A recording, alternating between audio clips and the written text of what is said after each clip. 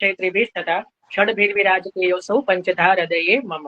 હવે આ શ્લોક આપણે પહેલા લઈ ચૂક્યા છીએ. જે શરૂઆતથી જોડાયેલા છે એમને ખબર જ છે. એમનું પણ આજે રિવિઝન થશે. આજે આ બાને રેકોર્ડિંગ થઈ જશે અને જે નવા વૈષ્ણવો છે એને આ જે નવું એક જાણવા મળશે. હવે જુઓ, આ જે શ્લોક છે આપણે નિત્ય મંગલાચરણમાં બોલીએ છીએ, પરંતુ આપણને આનો અર્થ ખબર નથી હોતો. બરાબર, જેને ખબર હોય એ સારી વસ્તુ છે, પણ મોટા ભાગના 90% ને નહીં જ ખબર હોય. ઇવન જેને પહેલા સાંભળી પણ ચૂક્યા છે એને પણ યાદ નહીં, કારણ કે થોડું અઘરું છે. હું જ કહી રહ્યો છું, અઘરું છે. તો આજે આપણે આ સમજીએ કે આ શ્લોક શું છે. કારણ કે આપણે જયારે શ્રી સુબોધનીજી સમજવા હોય ને, તો આ શ્લોકને સમજવો બહુ જ જરૂરી છે, મેન્ડેટરી છે, કમ્પલસરી છે. બરાબર, કે સમજવું જ પડે આ શ્લોકને, નહીતર આપણે સુબોધનીજીને સાચા અર્થમાં સમજી શકીએ નહીં. બરાબર, તો 10મા સ્કંદને સુબોધનીજી 10મ સ્કંદ જેના બેઝ ઉપર આપણે સત્સંગ કરી રહ્યા છીએ. તો આજે આપણે 2 દિવસ આ જે પ્રભુ મહાપ્રભુજીએ કૃપા કરીને આપ્યા છે, તો એમાં આપણે 2 દિવસમાં શરૂઆતમાં તો મને ખબર છે એક જ દિવસમાં આખી ગાડી દોડાઈ હતી, કારણ કે ત્યારે મને પણ એટલી સમજ નહોતી. તો પછી હવે ધીમે ધીમે મને સમજ પડી ગઈ કે કઈ રીતે કરવું જોઈએ. કારણ કે મને પણ એવો હું થોડો પ્રોફેશનલ છું કે મને ખબર હોય કે કેટલું લેવાનું. મને પણ ધીમે ધીમે અંદાજ આવ્યો કે અચ્છા આટલા જ સ્પીડમાં લેવાનું, આટલું જ લેવાનું. એટલે પછી મને આઈડિયા આવી ગયો. પણ ખરેખર ધન્ય છે વૈષ્ણવો જે ટકી ગયા જે શરૂઆતના. બાકી ઘણા બધા મને તો એવું થયું કે સારું થયું એનું રેકોર્ડિંગ ના થયું, નહીતર તો કોઈ વિડીયો થી આગળ જ ના વધે. એટલો બધો એ દિવસે ઓવરડોઝ થઈ ગયેલો એ શ્લોક. કારણ કે જે પહેલી વાર સાંભળતા હોય તો બધું નવું હોય, તો એમાં પણ જે બધું સાંભળ્યું એટલે મને પણ અત્યારે આશ્ચર્ય થાય છે. મહાપ્રભુજીની વાણી છે એટલે બધા એમાં ટકવાના, કે મારું શું છે. પણ કઈ નહીં, આજે આપણે લઈએ. હા, કાંક્ષાબેન, અને લેવાનો પ્રારંભ કરી દઈએ. તો માઇક મ્યુટ કરી દેજો, કોઈકનો માઇક અનમ્યુટ છે. તો હવે આપણે જુઓ, ચતુર્ભિશ્ચય શ્લોક છે એ શું છે. સૌથી પહેલા હું એકદમ બેઝિક સરળતાથી સમજાઈશ, એટલે સમજવા પ્રયત્ન કરીશ. ના સમજ પડે તો પૂછી લેજો અત્યારે હેન્ડ રેસ કરીને. જો ચતુર્ભિશ્ચય છે ને, પહેલાના સમયમાં, અત્યારે જેમ તમે કોઈ પણ પુસ્તક લો તો એમાં ઇન્ડેક્સ આવે, અનુક્રમણિકા. બરાબર ને? તમે કોઈ પણ પુરાણ ઉઠાવો ને તેમાં પહેલાના સમયમાં ઇન્ડેક્સ નહોતી, અનુક્રમણિકા નહોતી. કોઈ પણ, જેમ કે વાલ્મીકી રામાયણ હોય, મહાભારત હોય, શ્રીમદ ભાગવતજી હોય, તો એમાં કોઈ પણ પ્રકારની એવી ઇન્ડેક્સ નહોતી. એટલે શ્રી મહાપ્રભુજીએ તો એટલા બધા કૃપાળુ છે કે 10મ સ્કંદ અનુક્રમણિકા ગ્રંથ લખ્યો, કે જેમાં આખી આપણને 10મા સ્કંદની અનુક્રમણિકા આપી. આપણે એનું પણ લેવાનું છે આગળ, પણ આખા 10મ સ્કંદની અનુક્રમણિકાનો પણ આપણે પાઠ કરવાનો સમય ન હોય તો આ એક જ શ્લોકની અંદર આખો 10મો સ્કંદ આવી ગયો. આખો 10મો સ્કંદ આ એક જ શ્લોકની અંદર આવી ગયો. કયો શ્લોક? ચતુર્ભિશ્ચય ત્રિભીષ તથા ષડભીર્વિરાજતેયો સૌ પંચધા હૃદયે મમ. બરાબર, આ એક જ શ્લોકની અંદર આખો 10મો સ્કંદ આવી ગયો. શ્રી ભાગવતજીના જે 12 સ્કંદ છે એની અંદર અત્યારે આપણે ચિંતન કરી રહ્યા છીએ 10મ સ્કંદ, જે પ્રભુનું હૃદય છે. બરાબર, મુખ્ય જેમાં પ્રભુની લીલાઓ છે. આપણે જેના 4 અધ્યાયો સુધીનું ચિંતન કર્યું છે. બરાબર ને? આપણે ભૂલવાનું નથી, આપણે 4 અધ્યાયો લીધા છે.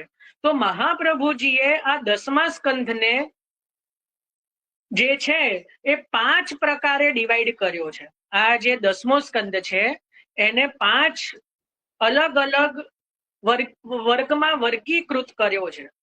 5 ભાગમાં એને વિભાજિત કર્યો છે 10મા સ્કંદને. બરાબર, આટલી સમજ પડી કે 10મો સ્કંદ જે છે એમાં મહાપ્રભુજી એને 5 ભાગમાં વિભાજિત કરે છે. બરાબર, હવે તમે જુઓ, અત્યારે 10મા સ્કંદ તમે ધારો કે આ ગીતા પ્રેસ ગોરખપુરનું તમને જો પુસ્તક હોય કે કોઈ પણ પુસ્તક હોય જે સામાન્ય, એની અંદર તમે 10મો સ્કંદ ખોલશો ને, એનું તમે અનુક્રમણિકા આજે ખોલજો જેની જોડે પુસ્તક હોય, તો એમની અંદર 90 અધ્યાય તમને જોવા મળશે. અધ્યાય સમજો છો ને? જો દસમો સ્કંદ એની અંદર અલગ અલગ અધ્યાય હોય. અધ્યાય 1, અધ્યાય 2, અધ્યાય 3, અધ્યાય 4. જેમ કે આપણે ભણતા હતા ત્યારે એમાં પાઠ 1, પાઠ 2, પાઠ 3 એવું આવતું હતું ને, કે કોઈ પણ વિષય હોય એની બુક હોય, ચોપડી હોય, તો એમાં પહેલો પાઠ, બીજો પાઠ, ત્રીજો પાઠ. તો એવી રીતે શ્રીમદ ભાગવતજીની અંદર જે છે એ 10મો સ્કંદ જે છે એની અંદર 90 અધ્યાય છે. 90 અધ્યાય તમને સામાન્યતઃ જોવા મળે. 90 અધ્યાય, 90 અધ્યાય, બરાબર. એટલે હિન્દી, ઇંગ્લિશ બધામાં એટલે કહું છું કે કદાચ કોઈને સંખ્યામાં સમજ કદાચ ના હોય ભાષાના કારણે. તો 90 અધ્યાય, 90 અધ્યાય તમને સામાન્યતઃ જોવા મળશે, બરાબર. પણ શ્રી મહાપ્રભુજી જે છે એ 10મા સ્કંદની અંદર 3 અધ્યાય એવા છે જેને પ્રક્ષિપ્ત માને છે. 3 અધ્યાય જે છે, અત્યારે ખાલી સાંભળો, પ્રક્ષિપ્ત લખી લો.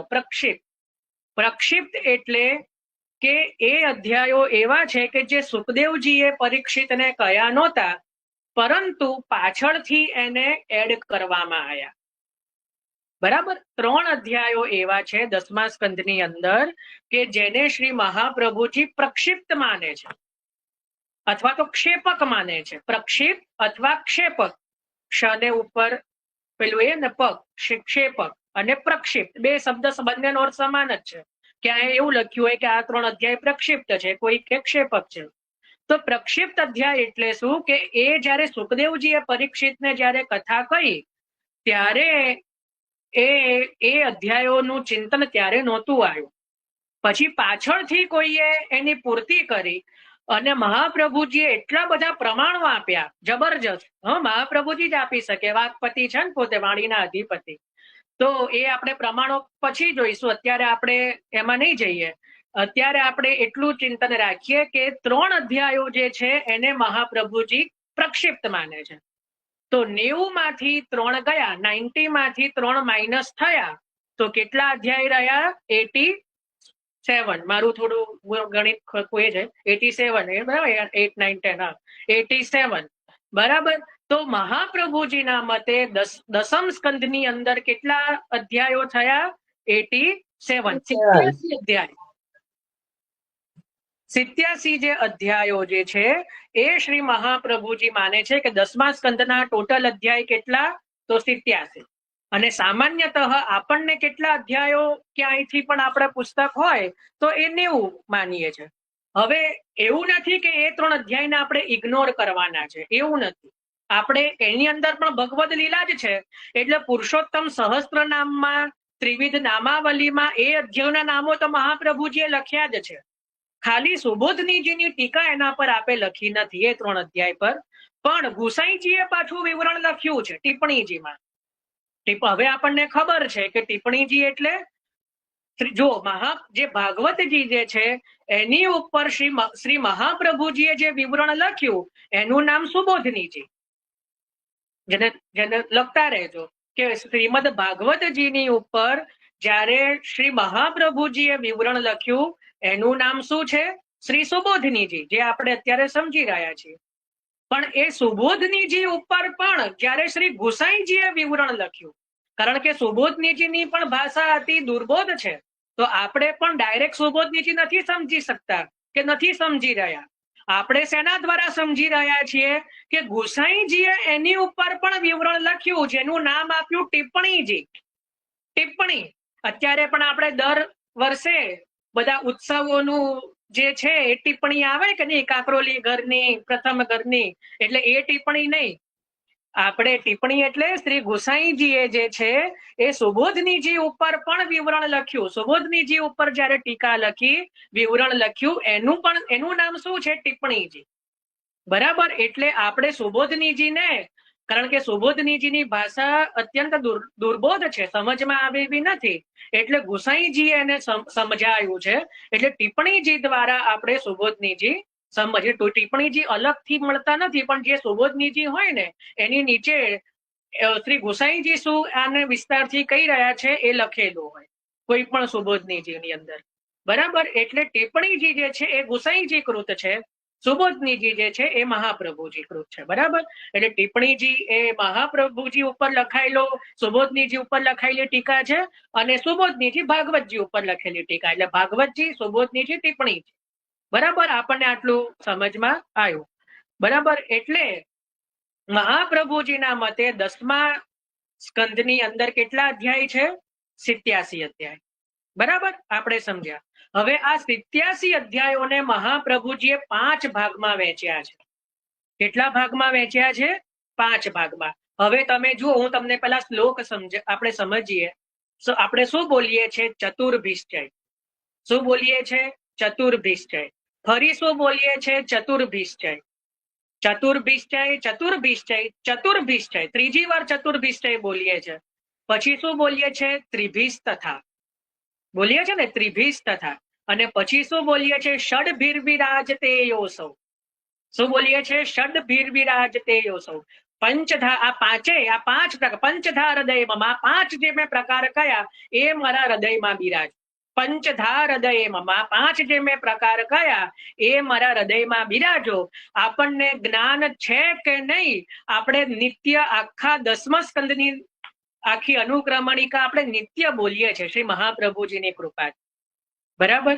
મહાપ્રભુજીની કૃપા તો તમે જુઓ કે ભાઈ 500 વર્ષ પછી વૈષ્ણવોને સમય નહીં હોય, ટાઈમ નહીં હોય, 10મો સ્કંદનું તો નિત્ય ચિંતન કરવું જોઈએ.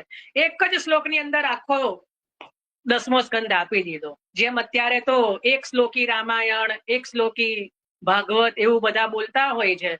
તો અહીંયા આખો એક જ શ્લોકની અંદર જે છે આખો 10મો સ્કંદ આવી ગયો. મહાપ્રભુજીની કૃપાનું કહા લો બરડિયા, એસિડિટી છાડ કહા લો જઈએ. જ્યારે જ્યારે તમને આ બધું ખબર પડશે ને, આપણી છાતી ફૂલાઈ જાય કે આપણે કેવા ગુરુની શરણમાં છીએ. આપણે કોને આપણે, અને તો ઘરે એમાં ડડું કે પ્રભુ આપે એવું તો મારામાં શું જોયું કે આપે મને શરણે લઈ દીધો? શું જોયું એવું? જસોમતી આપનો પુણ્ય વિચારે, જશોદાજી આપનો પુણ્ય, કે મહારાજ મેં એવા તો શું પુણ્ય કરેલા કે શ્રી મારા ત્યાં લાલન પ્રગટ થયા. મને આપણને પણ ઘણી વાર કે પ્રભુ એવું તો શું આપે, એવું હું શું જાણું વાલે મુજમાં શું દીઠું. આપે એવું તો શું જોયું કે મને શરણે, મારામાં નથી કશું કોઈ એવું કે જેનાથી આપને હું લાડ લડાઈ શકું. આપે એવું, એવા તો મેં શું પુણ્ય કર્યા કે શ્રી મહાપ્રભુજીનું મને આ શરણ પ્રાપ્ત થઈ ગયું. બસ હવે આ ક્યારે છૂટે નહીં. મારાથી બીજું બધું છૂટે, પણ પ્રભુ આપના ચરણ છૂટવા ન જોઈએ. આપના ચરણ છૂટશે ને તો હવે કોઈ જે છે જગ્યા નથી. એટલી મને ખબર પડી ગઈ છે કે આપના ચરણારવિંદને છોડીને છે ને કોઈ જગ્યા નથી. મારે આપના કેવળ નખચંદ્રની અંદર વસવું છે. તો એ જ મારું ધામ છે ને એ જ મારું ઠામ છે. એને છોડીને મારે હવે ક્યાંય જવું નથી. બસ તો જેસો હું તેસો તિહારો શ્રી વલ્લભ. હવે શરણે લીધા એ લીધા, હવે આપ મને છોડો છો નહીં. મુજને મૂકશોમાં, દયારામભાઈ નું પદ છે, મારે અલબેલા મુજને મૂકશોમાં. તો હવે આપ છોડશો. મહાપ્રભુજીની તો જેટલી વાતો કરીએ ને એટલી ઓછી છે, કારણ કે આપનું સ્વરૂપ જ એવું છે, આપની લીલા એવી છે, આપનું જબરજસ્ત. જેટલું આપણે જાણીએ ને એટલું ઓછું છે. ભાઈ માઇક મ્યુટ કરી દેજો, વારંવાર કેવું પડે છે, લિંક તૂટે છે. કોનું માઇક મ્યુટ છે? ઓજાસ કરીને કોઈ છે?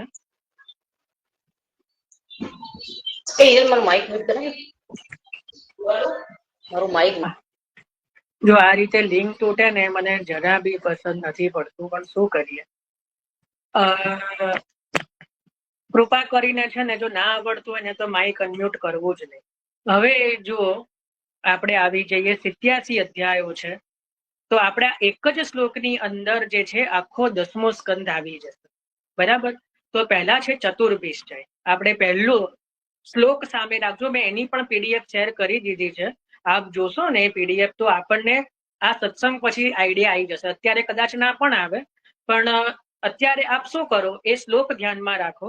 ચતુર્ભિષ્ટય, ચતુર્ભિષ્ટય, ચતુર્ભિષ્ટય, ત્રિભિષ તથા આપણે નિત્ય બોલીએ છીએ મંગલાચરણમાં, બરાબર. એટલે એવું પણ નથી કોઈ નવો શ્લોક છે.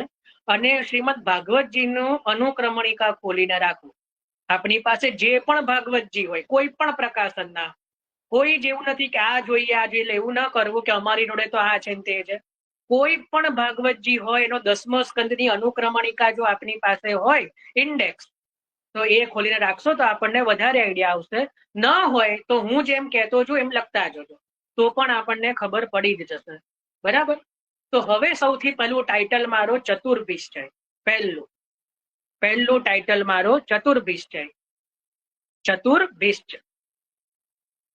ચતુર્ભિષ્ટય એટલે એમાં જે ચતુર્ભિષ્ટય પહેલું આવ્યું એની અંદર જે છે એમાં લખો, એમાં મહાપ્રભુજી કહે છે આને જન્મ પ્રકરણ. એ જે ચતુર્ભિષ્ટય છે એનું નામ મહાપ્રભુજી આપ્યું જન્મ પ્રકરણ. સાંભળેલો શબ્દ છે ને જન્મ પ્રકરણ, એ કોઈ પહેલી વાર સાંભળી છે? આપણે જન્મ પ્રકરણ જ કરી રહ્યા હતા ત્યારે 4 અધ્યાયો જોયા ત્યારે. તો હવે તો જન્મ પ્રકરણ આપણને બધાને ખબર છે ને એના પરથી જ મને એક બે વૈષ્ણવે કીધું કે જયભાઈ અમને જન્મ પ્રકરણ શું એ ખબર નથી પડી રહી, એટલે મને થયું કે ના તો ખબર હોવી જોઈએ, ફરી લઈશું આપણે વૈષ્ણવોને કઈ આ ગાડી દોડાવવાની થોડી છે કે બોર્ડની એક્ઝામ થોડી છે એપ્રિલમાં કે બધું પતાવી દઈએ. નહીં, આપણને જ્યાં સુધી સમજમાં નહીં આવે ફરી રિપીટ કરીશું. તો ચતુર્ભિષ્ટય જે છે પહેલું ચતુર્ભિષ્ટય એને શ્રી મહાપ્રભુજી કહે છે જન્મ પ્રકરણ. બરાબર. એનું નામ શું મહાપ્રભુજી આપે છે? જન્મ પ્રકરણ. હવે આ જન્મ પ્રકરણની અંદર કેટલા અધ્યાય છે? અધ્યાય 1, 2, 3 અને 4. 1 થી 4 અધ્યાય આપણે ઓલરેડી જેનું ચિંતન કરી ચૂક્યા છીએ અત્યારે. બરાબર ને, આપણો સત્સંગ એની ઉપર થઈ ચૂક્યો છે. તો અધ્યાય 1, 2, 3 અને 4, આ 4 અધ્યાય જે છે એને શ્રી મહાપ્રભુજી જે કહે છે જન્મ પ્રકરણ. આ પહેલો ભાગ.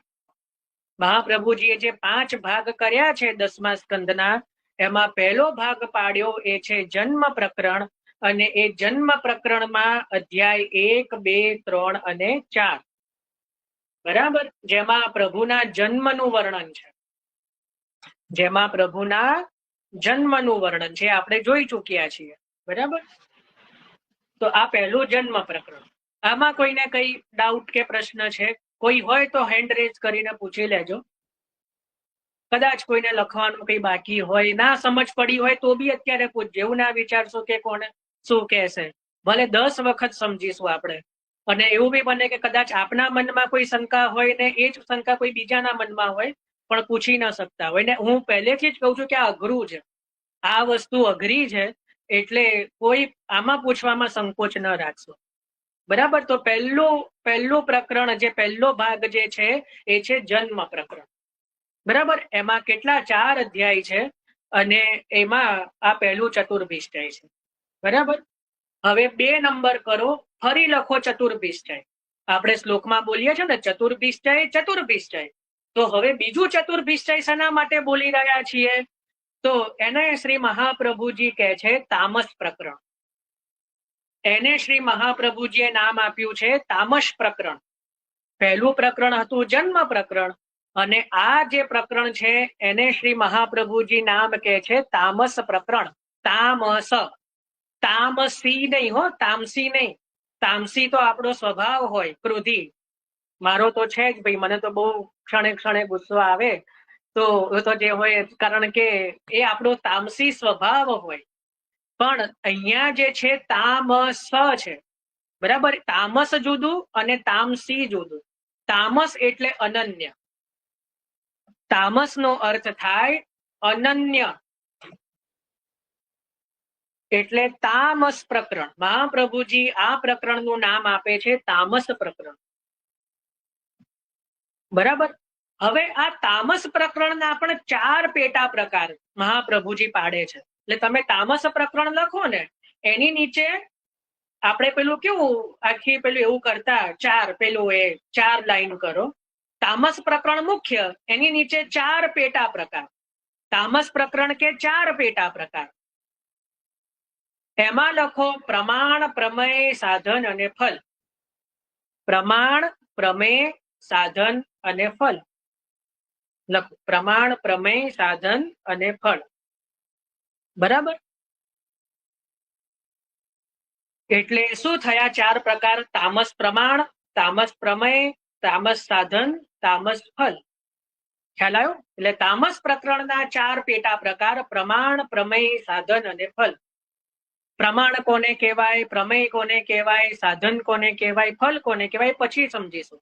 અત્યારે આપણે નહીં સમજીએ નહીતર બહુ એ થઈ જાય. પણ અત્યારે આપણે એટલું લખીને રાખો, પ્રમાણ, પ્રમેય, સાધન અને ફલ. બરાબર. તો તામસ પ્રકરણના 4 પેટા પ્રકાર.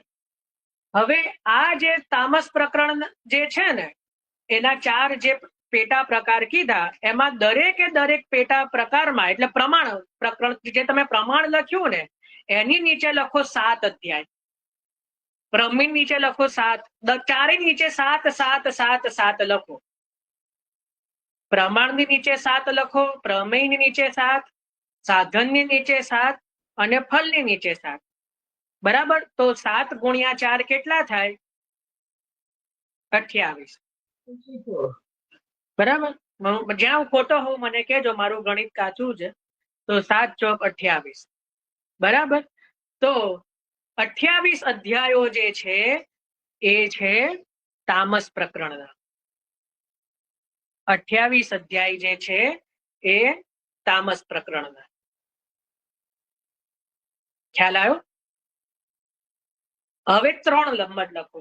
થોડી જગ્યા જવા દેજો વચ્ચે વચ્ચે, કારણ કે હજી આપણે પછી ડીપમાં પણ થોડું જોઈશું. અત્યારે હું તમને આખું હાઇલાઇટ કઈ લખાઈ દઉં છું, એટલે એવું એકદમ ભેગું ભેગું ના લખતા કે પછી જન્મ પ્રકરણ નીચે થોડી જગ્યા રાખજો, તામસ પ્રકરણ પછી થોડી જગ્યા જવા દો, અને હવે 3 નંબરમાં લખો. 3 નંબર કરીને ફરી ચતુર્ભિશ્ચય. આપણે બોલીએ છીએ ને ચતુર્ભિશ્ચય ચતુર્ભિશ્ચય ચતુર્ભિશ્ચય, 3 વાર ચતુર્ભિશ્ચય બોલીએ છીએ. તો થોડી જગ્યા હજી થોડી જવા દઈને અથવા તો નવા પાના પર લખો ચતુર્ભિશ્ચય, 3 નંબરનો ચતુર્ભિશ્ચય. તો આ 3જા નંબરનું જે ચતુર્ભિશ્ચય છે ને, 3જો પ્રકાર, એને મહાપ્રભુજી નામ આપે છે રાજસ પ્રકરણ. રાજસ, રાજસી નહીં. રાજસી એટલે અભિમાની, અહંકારી થાય હો. રાજસી, રાજસી સ્વભાવ, કે બહુ પૈસા વાળા હોય એનો સ્વભાવ કેવો હોય? તો કે રાજસી, કોઈ વસ્તુ વગર ચલાવે નહીં, એમને તો જમીન ઉપર પગ પણ નહીં મૂકવાનો, એ રીતે હોય ને રાજસી. કે ઇમ્પોર્ટેડ ગાડી હોય તો જ અમે જઈએ, વિમાન હોય તો, એ રાજસી. એ અહીંયા નહીં, અહીંયા છે રાજસ, રાજસ ભક્ત છે. આ 3 પ્રકારના ભક્તોનું વર્ણન છે. આ છે રાજસ પ્રકરણ. આ પ્રકરણમાં રાજસ ભક્તોની વાત છે. તો આ પ્રકરણનું નામ શ્રી મહાપ્રભુજી આપ્યું રાજસ પ્રકરણ.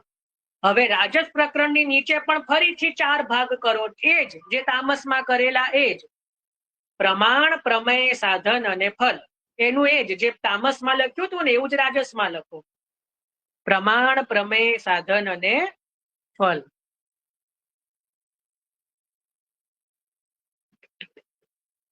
ક્યાંય પણ અઘરું લાગે તો મને તરત કહી દેજો, ચિંતા ના કરશો. પ્રમાણ, પ્રમેય, સાધન અને ફલ. હવે એની નીચે ફરીથી લખો 7 7 7 7, જેમ તામસમાં લખ્યું ને એવું જ રાજસમાં લખો. 7 7 7 7, અને એની સામે ઇઝ ઇક્વલ ટુ બરાબર કરીને 7 ચોક 28. બરાબર. તો આ 28 અધ્યાયનું જે છે એ રાજસ પ્રકરણ.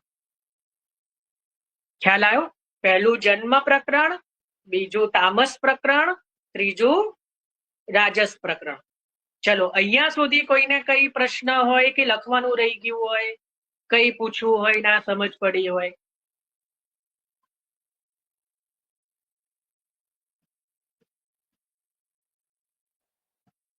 ચલો, સુંદર. બોલો દીપાલીબેન. હા, જય શ્રી કૃષ્ણ. જયભાઈ, એનો એક્ઝેક્ટ મતલબ શું થાય? ચતુર એટલે 4, પણ વિશ્ચય એટલે 4 પ્રકારે. 4 પ્રકારે. અચ્છા. જન્મ પ્રકરણમાં 4 અધ્યાયમાં 4 પ્રકારે ઠાકોરજીનો જન્મ વર્ણન કર્યું. જન્મ થયા ને. હા હા હા.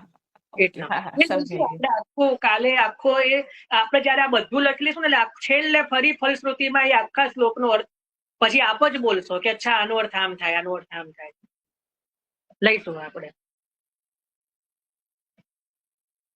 હા, જાગૃતિબેન. તમારો અવાજ ક્લિયર હવે હા, ચાલો. તો આપણે 3 લખ્યું: જન્મ પ્રકરણ, તામસ પ્રકરણ અને રાજસ પ્રકરણ. બરાબર. ચતુર્ભિશ્ચય, ચતુર્ભિશ્ચય અને ચતુર્વિષય. હવે 4 નંબર થોડી જગ્યા જવા દો અને ચોથો નંબર લખો ત્રિભિષ તથા. શું આવ્યું છે? ચતુર્વિષય, ચતુર્વિષય, ચતુર્વિષય, ત્રિભિષ તથા. ત્રિભિષ તથા લખો. બરાબર. હવે આ ત્રિભિષ તથા એ જે છે એને મહાપ્રભુજીએ નામ આપ્યું છે સાત્વિક પ્રકરણ. શું નામ આપ્યું? સાત્વિક પ્રકરણ. સાત્વિક સાત્વિક પ્રકરણ. હવે આ સાત્વિકના પેટા પ્રકાર પાડ્યા, પણ 4 નહીં 3. સમજ્યા? આપણે ઉપર શું લખ્યું? પ્રમાણ, પ્રમેય, સાધન અને ફલ. પણ અહીંયા જે છે પેટા પ્રકાર પાડો, પણ એમાં પ્રમાણ ન લખો, પ્રમેય, સાધન અને ફલ. સાત્વિક ભક્તોને પ્રમાણની જરૂર પડતી નથી, એટલા માટે અહીંયા પ્રમાણ અધ્યાય નથી. હવે પ્રમાણ શું છે એ આપણે સમજીશું, ચિંતા ના કરો. અત્યારે કેવલ લખો કે પ્રમેય, સાધન અને ફલ. સાત્વિક ની અંદર 3 પેટા પ્રકાર પાડ્યા, એટલા માટે મહાપ્રભુજીએ કીધું ત્રિભિષ તથા. 3 પેટા પ્રકાર જેના છે ત્રિભિષ તથા. તો એના શું કીધું? પ્રમેય, સાધન અને ફલ. પ્રમેય, સાધન અને ફલ. સમજ પડી ને? ઉપર આપણે બંનેમાં લખ્યા 4, પ્રમાણ, પ્રમેય, સાધન, ફળ. પણ જે સાત્વિક પ્રકરણ છે એની અંદર પ્રમાણ નથી, એટલે શું છે એની અંદર? પ્રમેય, સાધન અને ફલ. હવે એની નીચે પણ 7 7 7 લખો. હવે કોઈને પ્રશ્ન એ પણ થવો જોઈએ કે 7 જ કેમ? મહાપ્રભુ 7 કેવલ 7 ઇઝ લકી નંબર. પેલું કઈક ખબર નહીં, કઈક ધોની જોડે કઈક છે, મને બહુ હું ક્રિકેટ જોતો નથી, મને આઈડિયા નથી, પણ અત્યારે બધા 7 લકી માને છે. મહાપ્રભુજીએ તો 500 વર્ષ પહેલા 7 લકી નંબર માન્યો. મહાપ્રભુજીનો પણ લકી નંબર 7 છે. જોયું? બધામાં 7 7 7. તો સાત્વિક પ્રકરણની અંદર પણ જે છે પ્રમેય, સાધન અને ફલ, તો એની અંદર પણ નીચે લખો 7 7 7. તો કેટલા થાય? 7 તરી 21. તો 21 અધ્યાયનું આ સાત્વિક પ્રકરણ. 21 અધ્યાયનું જે છે આ સાત્વિક પ્રકરણ છે. ખ્યાલ આવ્યો? તો આ ચોથું લખ્યું. આમાં કોઈને કઈ પ્રશ્ન કઈ રહી ગયું હોય તો કહેજો હેન્ડ રેઝ કરીને. તો સાત્વિક પ્રકરણની અંદર 21 અધ્યાય, એમાં પ્રમેય, સાધન અને ફલ. પ્રમાણ નથી. ખ્યાલ આવ્યો? અને હવે છેલ્લું 5 નંબર લખો. ષડભીર વિરાજતે. એવું લખો. ષડભીર વિરાજતે. ષડભીર વિરાજતે યોશો. ષડભીર વિરાજતે. ષડ એટલે 6. ષડ એટલે 6. તો આનું જે છે નામ એ ગુણ પ્રકરણ. આ પ્રકરણનું જે નામ છે એને મહાપ્રભુજીએ આપ્યું ગુણ પ્રકરણ. બરાબર. તો ગુણ કેટલા પ્રકારના હોય? તો 6. કયું? તો ઐશ્વર્ય, પરાક્રમ, યશ, શ્રી, જ્ઞાન અને વૈરાગ્ય. 6 પ્રકારના ગુણ હોય. ફરી બોલું છું. ઐશ્વર્ય, પરાક્રમ, યશ, શ્રી, જ્ઞાન અને વૈરાગ્ય. તો આ 6 પ્રકારના ગુણોનું એક અધ્યાયોમાં વર્ણન કર્યું, એટલે એના થયા 6 અધ્યાય. કેટલા થયા? 6 અધ્યાય. બરાબર. એટલે પહેલા પ્રકરણ જે છે જન્મ પ્રકરણ, એના 4 અધ્યાય. બીજું છે તામસ પ્રકરણ, એના 28 અધ્યાય. ત્રીજું રાજસ પ્રકરણ, એના પણ 28 અધ્યાય. ચોથું જે છે સાત્વિક પ્રકરણ, એના 21 અધ્યાય.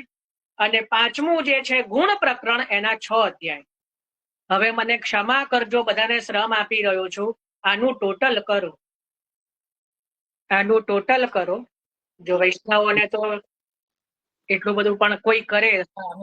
87. મહાપ્રભુજી 10મા સ્કંદના કેટલા અધ્યાયો માની રહ્યા છે? 87. બરાબર. કોઈને 88 થતા હોય, 86 થતા હોય કહેજો. બરાબર. તો 87 થવા જોઈએ. આપણને પેલું છેલ્લે ડાબા બરાબર જબાયું કરતા ને, ડાબીને પેલું થઈ જવું જોઈએ, પેલો તાળો મળી જવો જોઈએ. તાળો મળી ગયો 87 અધ્યાયોનો. એટલે એક પણ આગો પાછો કર્યો નથી ને મહાપ્રભુજીએ. બરાબર. તો 87 અધ્યાય થયા. નીચે લખી દો 3 પ્રક્ષિપ્ત અધ્યાય. 3 પ્રક્ષિપ્ત અધ્યાય એટલે ટોટલ થયા 90 જે અત્યારે આપણને દસમ સ્કંદમાં મળી રહ્યા છે. બરાબર, તો 90 અધ્યાયોનું આપણને એક સાંકળિયું મળી ગયું ને. હવે આપણે કાલે આને ડિટેલમાં સમજીશું થોડું.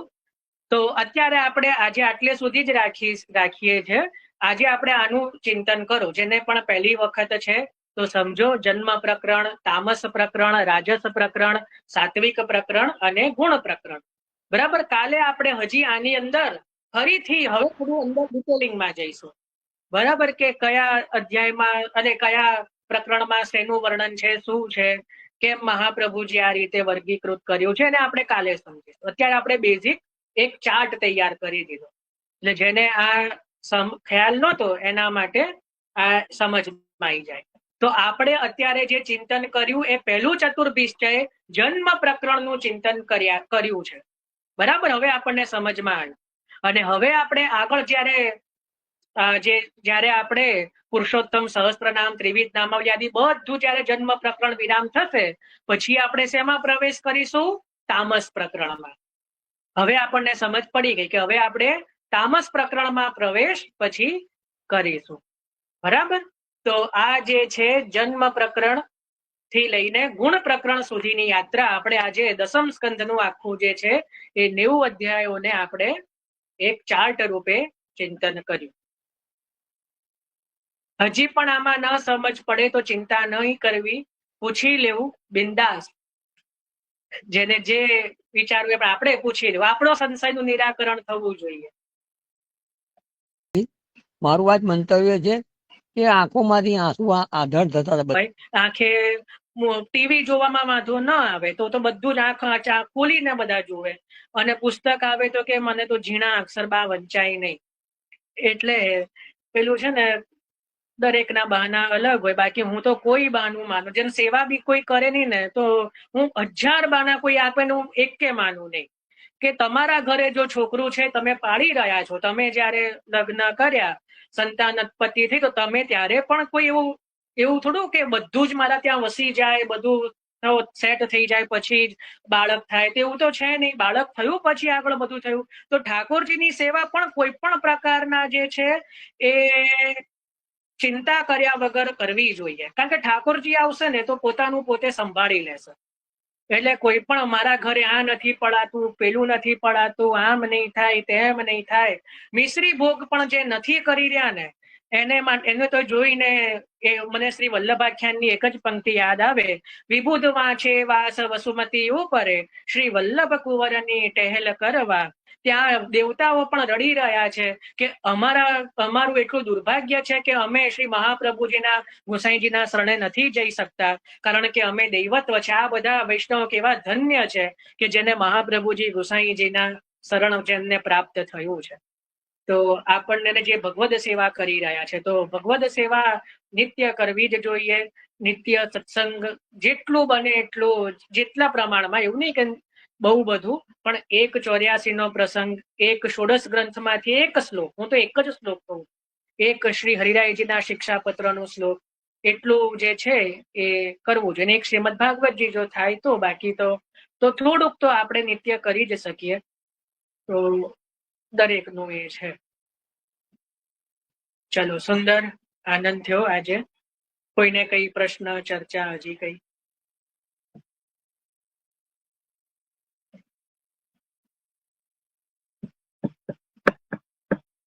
બધા ધીરે ધીરે લેફ્ટ પણ અમુક થઈ ગયા, આખો 10મો સ્કંદ ફલિત થઈ જાય.